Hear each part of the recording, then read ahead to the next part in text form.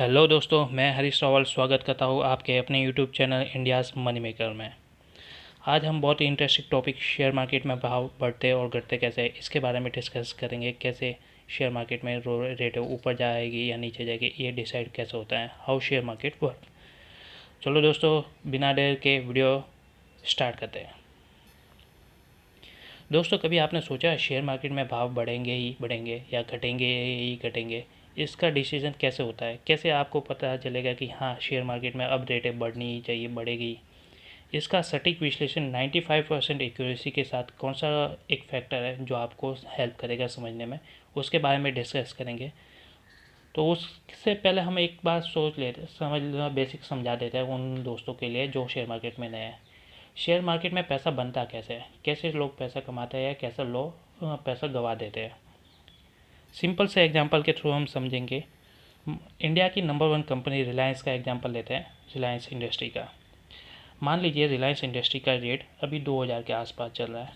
आज 1 तारीख है, मान लेता है आज 1 तारीख है और रेट चल रही है रिलायंस का 2000।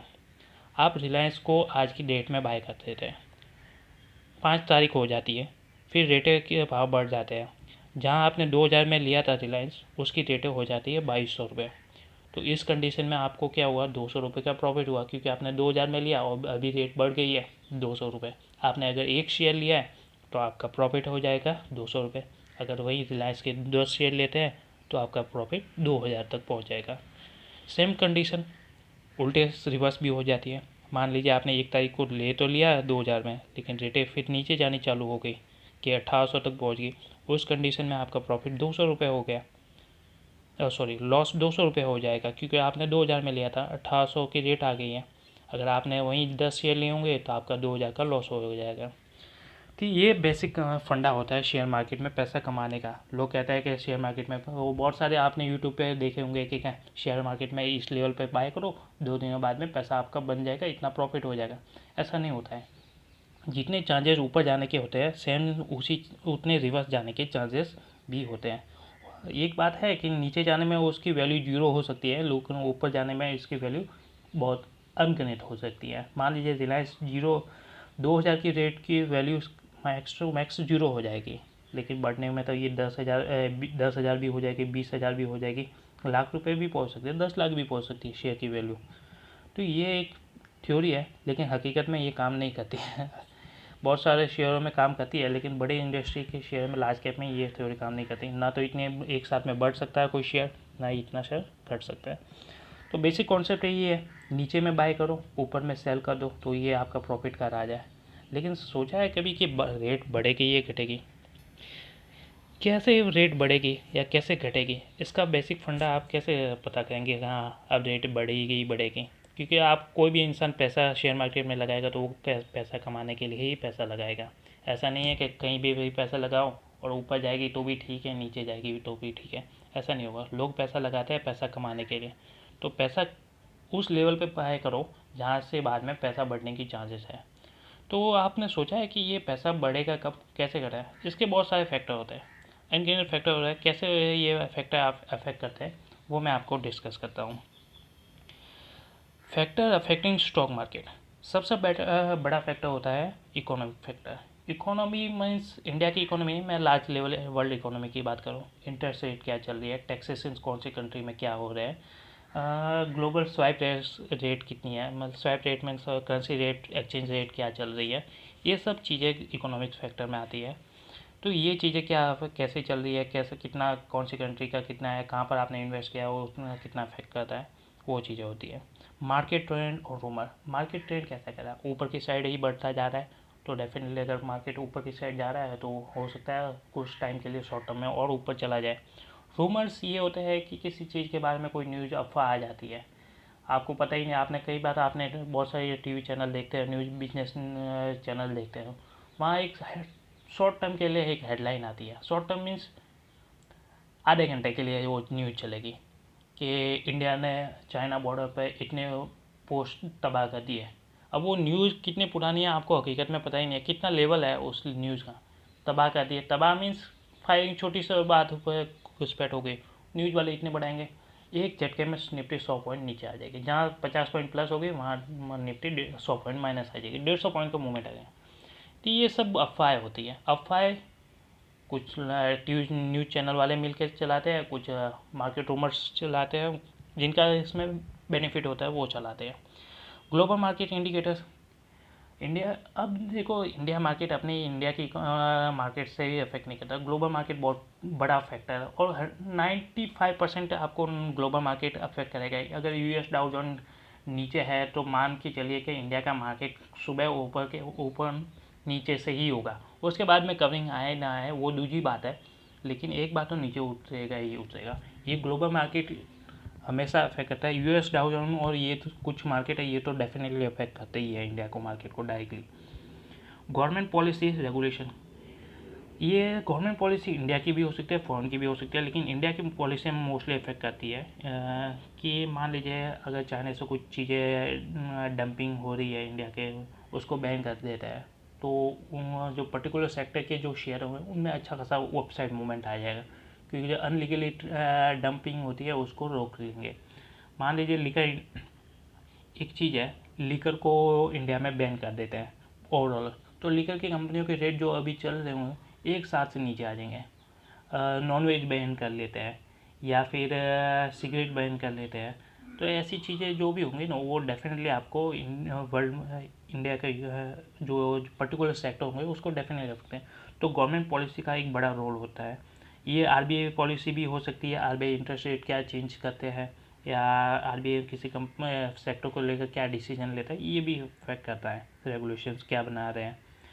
Company wide factor, company wide factor में मोस्टली कॉर्पोरेट फैक्टर आते हैं, जैसे मैनेजमेंट क्या कर रहा है, बिजनेस कैसा चल रहा है, उनकी प्रॉफिट लॉस क्या है, ये सब है। किसी मैनेजमेंट में रिजाइन कुछ दिया है तो वो भी अफेक्ट करेगा। नया जो मैनेजमेंट में आ रहे हैं लोग, उनकी कैपेबिलिटी क्या है, उनकी गुडविल क्या है, वो भी डेफिनेटली किसी कंपनी को अफेक्ट करता है और उसके बिहाफ पे स्टॉक मार्केट में रेट हम ऊपर और बढ़ती करते हैं।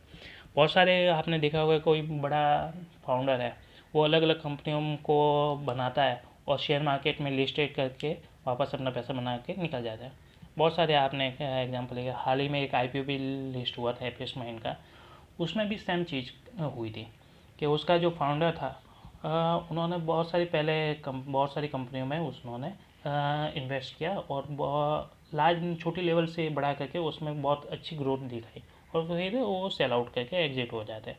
तो वो उनको पता है कि इस बंदे ने जो क्या कहते हैं कंपनी बनाई है उसकी गुडविल और कैपेबिलिटी फंडामेंटली बहुत स्ट्रॉन्ग है और वह इन फ्यूचर बहुत अच्छा परफॉर्म करती है, तो उस हिसाब से भी लोग पैसा इन्वेस्ट करते हैं। मैं एक बड़े फैक्टर की आज बात करना चाह रहा हूँ जो हाल के दिनों में इंडिया और वर्ल्ड इकोनॉमी को बहुत ज़्यादा इफेक्ट किया है, वो है कोविड-19 का फैक्टर। कोविड-19 फैक्टर से पहले इंडियन इकोनॉमी आप अक्टूबर से ट्रैक किए हैं, नॉर्मली चल रही थी 11,700 से 12,450 के आसपास अप्रोक्सीमेटली बहुत आराम से चल रही थी। ना कोई ऊपर की साइड इतना मूवमेंट था, ना नीचे के जाने का कोई इतना डिफरेंट वो लग रहा था। लेकिन फिर क्या हुआ, फिर धीरे से एक अलग अलग जगह से कुछ न्यूज़ आने लगी कि कुछ वायरस का इफेक्ट है जिससे लोगों को काफ़ी ज़्यादा इफेक्ट हो रहा है और लार्ज लेवल पर उसकी बीमारी के होने के चांसेस हैं।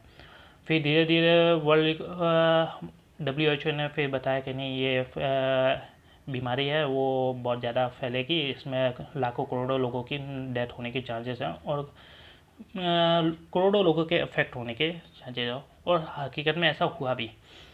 तो उस लेवल पे जो बड़े इन्वेस्टर थे ना, उन्होंने वो क्या होते हैं दूरदर्शी होते हैं, उन्होंने पहले सोचा कि नहीं ये बात सही है, ये अगर इतना लेवल पर होता है अफेक्ट करता है ये वायरस तो बहुत ज़्यादा प्रॉब्लम आएगी। तो उन्होंने क्या किया, जो इसके लेवल पे फिर लॉकडाउन के अलग अलग देशों में न्यूज़ आने लगी। जब फर्स्ट लॉकडाउन हुआ ना तब लोगों ने फिर जो बड़े इन्वेस्टर हैं उन्होंने अपने स्टॉक सेल आउट करने चालू कर दिए और बड़े लेवल पे चालू किए। तो उसी के कारण फरवरी, देखो ये न्यूज़ कोविड-19 की नवंबर से थी, नवंबर को इफेक्ट होना था, लेकिन तब तक किसी को पता ही नहीं था। फरवरी के एंड के बीच में ये न्यूज़ वर्ल्ड मीडिया में आई, तो वो न्यूज़ आते ही लॉकडाउन के सीजन चालू हुआ ना, उसी टाइम से मार्केट एक क्रैश, सीधी क्रैश लाइन क्रैश होना चालू हुआ रोज़ के आप मानोगे 5% 10% निफ्टी तक इतने जंपिंग लगाने रहते हैं, और 3-4 दिन लगातार जंप लगाए इन्होंने। तो उसके कारण वर्ल्ड इकोनॉमी में बहुत भय का माहौल है। लोग सब सेल आउट करने रहते हैं कि नहीं, जितना पैसा बच सके बचाए, नीचे और जाएगा। फिर एक लेवल आया कि नहीं, फिर लगाया, फिर कुछ कहे कि ये कुछ टाइम के बाद में ये इसकी गाइडेंस है, आप ऐसा ऐसा करोगे तो आप बच जाओगे। तो फिर धीरे धीरे लगा कि फिर वर्ल्ड इकोनॉमी कहीं से कुछ कंट्रियों ने लॉकडाउन हटाना चालू किया, लोगों को लगा कि नहीं इकोनॉमी धीरे धीरे वापस आए, तो उन्होंने वापस नीचे के लेवल से बाइंग करनी चालू की। तो वो बाइंग चालू की, और फिर ओवरऑल वर्ल्ड ने अपने लॉकडाउन को हटा दिया, फिर तो मार्केट में ऐसी कवरिंग हो रही है। आज मार्केट जहाँ से गिरा था उससे नॉर्मली 400-500 पॉइंट की गिरावट के साथ है, मतलब ये नॉर्मल गिरावट है। तो एक तरह से पूरा का पूरा मार्केट कवर कर दिया है।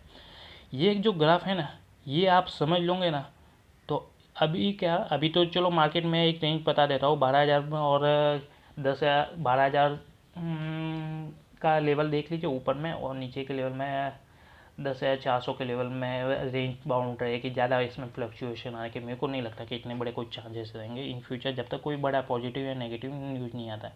इंडिया चाइना की बॉर्डर डिस्प्यूट की खबर आती है, लेकिन वो बहुत छोटे लेवल पर रहती है, तो इतना बड़ा कोई इफेक्ट आता नहीं है।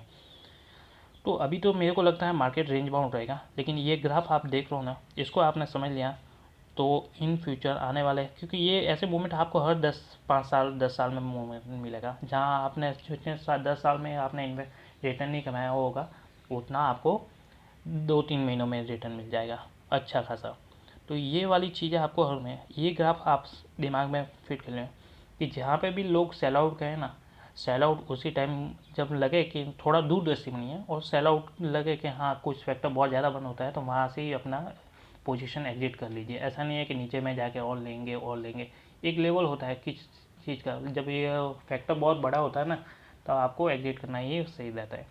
फिर कहाँ से बाइंग करनी है वो आप ऐसे ग्राफ में देख लें, जहाँ पर गिरते गिरते फिर बाइंग वॉल्यूम बढ़ता है। वॉल्यूम का बहुत बड़ा इफेक्ट है। आप चार्ट में देखोगे नीचे में 7,500 तक निफ्टी गिरी थी, लेकिन सात आप देखोगे कि 8,000 और 7,500 के बीच में बहुत ज़्यादा बाइंग भी आ रही थी। तो ये वहाँ पर एक तरह से स्टेबिलिटी दिख रही थी, आप ग्राफ्स में देखोगे तो ये ग्राफ आपने समझ लिया। तो यहाँ लेवल आपको बाइंग बनता है, हो सकता है थोड़ा और 200-300 पॉइंट 500 पॉइंट और नीचे चला जाए निफ्टी, लेकिन वहाँ से फिर वापस ऊपर जाने के चांसेस रहेंगे। तो ये आप ग्राफ्स अगर लॉन्ग टर्म पर्पज के लिए इन्वेस्ट करना है या शॉर्ट टर्म के लिए भी अच्छा खासा प्रॉफिट होना है, तो ये ग्राफ्स आप समझ लीजिएगा, बहुत फ्यूचर में हेल्प करेगा। ये तो हो गया अपने कोविड-19 का, लेकिन सबसे बड़ा फैक्टर कौन सा है? मैंने जो फैक्टर बताया वो आपको डेफिनेटली अफेक्ट करता है, जो पहले कि शेयर मार्केट में कैसे ये रेटें बढ़ेगी घटेगी, वो तो आपको फ़र्क पड़ता ही है, लेकिन सबसे बड़ा फैक्टर होता है वॉल्यूम, जो बाइंग और सेलिंग का होता है। डिमांड एंड सप्लाई का ऐसा रूल्स है जो आपको बहुत ज़्यादा अफेक्ट करेगा डे टू डे ट्रेड में भी, और लॉन्ग टर्म डिलीवरी बेस पे आप ट्रेड करते हो तो उसमें भी ट्रेड करने का एक तरीका होता है, वो भी आपको डिस्कस करूँगा। लेकिन डे टू डे में तो ये 95% आपको एक्यूरेसी के साथ प्रॉफिट बुक कराएगा ही कराएगा। देखो डिमांड एंड सप्लाई का शेयर मार्केट में कैसे ये रूल्स अप्लाई होता है वो मैं आपको समझाता हूँ एक छोटे से एग्जांपल के थ्रू। मान लीजिए वापस अपने इंडिया की नंबर 1 कंपनी रिलायंस का एग्जांपल लेते हैं। रेट चल रही है 2,000 रुपये अभी मार्केट रेट पे, और उसी रेट पे 1 लाख क्वांटिटी में बाय खड़े हुए हैं बाइंग के लिए। वहीं सेलिंग के लिए जो सेल करने के लिए लोग खड़े हुए हैं वो उनकी टोटल क्वांटिटी 70,000 है। मतलब खरीदने वाले ज़्यादा है और बेचने वाले कम है। डिमांड बहुत ज़्यादा है कंपेयर टू सेलर के, तो बेचने वाले कम है। तो उस कंडीशन में क्या होगा, जो छोटा मोटा ट्रेडर होगा वो तो वहीं पर रहेगा कि नहीं 2,000 की रेट पे ही बाइंग अपन तो करेंगे। लेकिन जिसका व्यू थोड़ा बड़ा होगा, जो सोचेगा कि इसमें से लाख क्वांटिटी में से कम 10,000 क्वांटिटी वाले तो ऐसे होंगे 10-12,000 कि वो सोचेंगे नहीं अपने को तो थोड़ा लॉन्ग टर्म 12 में 4-6 महीने रखेंगे, उसके बाद में ही बेचेंगे। तो उनका टारगेट क्या होता है 2,500 रुपये के होंगे, नहीं मैं तो 2,500 पे बेचूंगा, आप कोई कहेगा 2,300 बेचूंगा 2,400 में। तो वो क्या कहेंगे 2,000 की रेट चल रही है और अपने ऑर्डर में कहते चलो 2010 कर लेते हैं रेट, 10,002 में भी मिलेगा तो अपने को तो फ़ायदा ही है। अभी नीचे और बढ़ गया तो अपने को माल नहीं मिलेगा। उस कंडीशन में वो 2,000 पे 2010 कर लेंगे। फिर उसके बाद में कोई और होगा वो कहेगा 2030 करते हैं 50 करते हैं, ऐसे करते रेट ये बढ़ेंगी ही बढ़ेगी। तो ये फैक्टर होता है बाइंग वॉल्यूम और सेलिंग वॉल्यूम का। मीन्स जहाँ पर बाइंग बड़े होंगे, सेलर से ज़्यादा होंगे, वहाँ रेटें बढ़ने के चांसेस बहुत ज़्यादा होंगे। सेम कंडीशन उल्टी भी होगी, अगर सेलर ज़्यादा हो गए तो वो फिर बायर और बायर कम होंगे तो वहाँ रेटें नीचे जाने के चांसेस रहेंगे।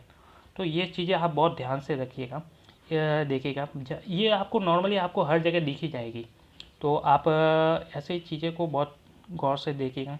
बाइंग एंड सेलिंग वैल्यू का फैक्ट बहुत ज़्यादा आपको एक्यूरेसी के साथ प्रॉफिट बुक करने में हेल्प करेगा। शॉर्ट इंट्राडे में तो ये आप 95% तक आपके चांसेस है प्रॉफिट बुक करोगे ही करोगे। तो थैंक यू दोस्तों, आप मेरा ये वीडियो आपको पसंद आया तो लाइक और सब्सक्राइब कर दीजिएगा दोस्तों। पहला वीडियो बहुत हेल्प मिलेगा, आप प्लीज़ सब्सक्राइब करिए। जय हिंद, थैंक यू।